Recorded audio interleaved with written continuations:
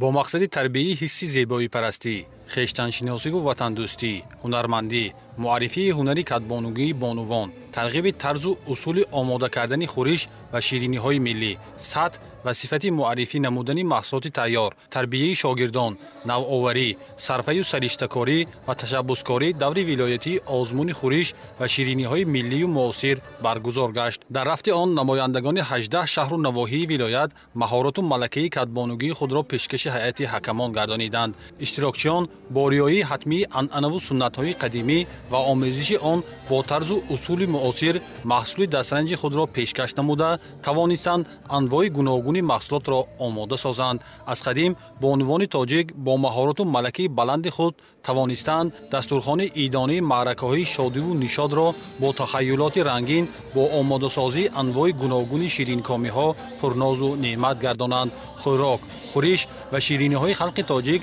از جهت طعم و لذت بینهایت شیرین و گوارا بوده در سطح جهانی جایگاه خاص را سزاوار میباشد. آشخانه تاجیکی امروزها قلب خارجیان را برده و خیلی معروف و والا مقام است.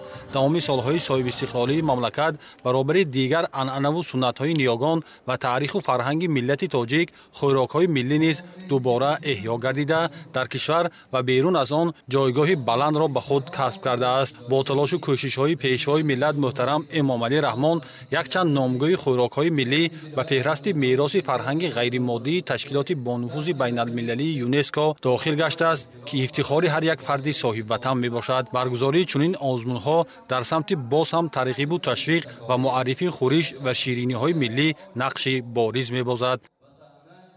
زنان هنرمند شهر اصفهان برای اشتراک در آزمون خورش و شیرینی‌های ملی بهترین تمام نمودهای شیرینی‌های ملی و خورش‌های ملی که از قدیم الایام به ما میراث مانده است اینجا پیشکش نمودیم.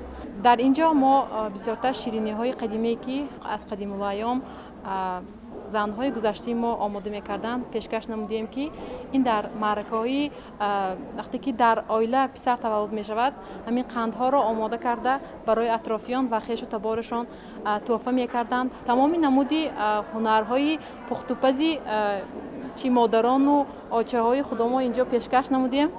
در آزمون ولایتی پزندگان ماهر و چیره‌دست شهر و ناحیه‌ها با پیشنهاد محصول دسترنج خویش توانستند هیئت حکمان را به حیرت آورند، زیرا نمایندگان هر یک منطقه با رعایت حتمی عنعنه‌های نیک گذشتگان و آمیزش آن با زمان امروزه توانستند انواع گوناگون خورش و شیرینی‌ها را روی دسترخوان گذارند که همه از محصولات وطنی آماده گشته است. هیئت حکمان دستورخوان پرناز و نعمت هر یک اشتراکچی را با دقت بهاگذاری نموده از روی بخش‌های گوناگون آزمون غالبان را معین نمودند. همین طور از روی بخش‌های مهارت آماده کنی خورش و شیرینی‌های ملی و معاصر و صفت آنها، بخش معلومات دهی، اشتراک فعالانه در نمایش سطحی ولایتی، سطح و صفت معرفی محصولات تیار، تربیه شاگردان و تأسیس مکتب خورش و شیرینی‌های ملی و معاصر، نوآوری، صرفه‌کاری و تشبثکاری بهترین‌ها معین و با دیپلم و تحفه‌های قیمتناک مقامات اجرایی حاکمیت دولتی ولایت سوخت قدردانی کرده شدند. معاون رئیس ولایت زینوره عظیمی ضمن سپاریدن جایزه‌ها و سخنرانی ذکر داشت که هدف از برگزاری این آزمون هوسمندگردانی، جلب زنان هنرمند، کدبانوهای صاحب ذوق، احیای خورش و شیرینی‌های ملی، گرامی‌داشت شخصیت و اعتبار زن در خانواده و جامعه، تربیت نسل آینده‌ساز و خصوص دختران و زندگانی مستقلانه به حساب می‌رود. پیشتر دوری بیبی و مادرها می‌پختگی پخت و پزها را، خورش‌ها را در اینجا پخته و حاضر زمانه هاش هم پخته آورد. دوری پیشتر حولاهای پشمین بود در شهر استراوشان.